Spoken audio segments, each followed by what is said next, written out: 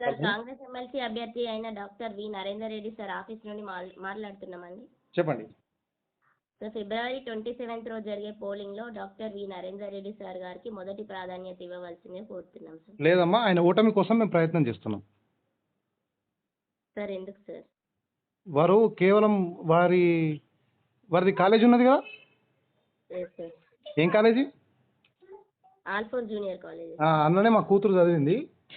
మా కూతురుని చదివినప్పుడు సార్కు ఏదైనా రిక్వెస్ట్ అంటే మా పాపను బ్రాంచ్ చేంజ్ చేయడానికి దానికోసం అని 4 సార్లు వస్తే ఒకసారి కూడా సార్ అపాయింట్మెంట్ ఇవ్వలే.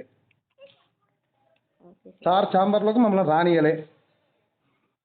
ఏ పేద విద్యార్థికి ఆయన ఎప్పుడు 10 రూపాయలు డిస్కౌంట్ ఇవ్వలే. Okay hello, sir. సార్ వింటున్నా. ఆయన కార్పొరేట్ కాలేజీలకు పనిచేస్తాడు తప్ప రాజకీయంకు పనిచేయడు. ఓకేనమ్మా?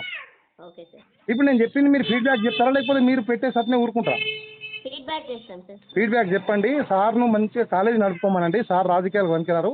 సార్ మీరు ఎప్పుడు ఎవరికి డిస్కౌంట్ ఇవ్వలేదట, ఎవరు వస్తే ఫోన్ ఎత్తలేదట, ఏ తల్లిదండ్రులు వచ్చినా మీరు చక్కగా రెస్పాన్స్ కాలేదట. ఇక మీరు ఎమ్మెల్సీ ఏం చేస్తారు? సప్లైకి వద్దు ఊకోని అని చెప్పండి. ఓకేనా?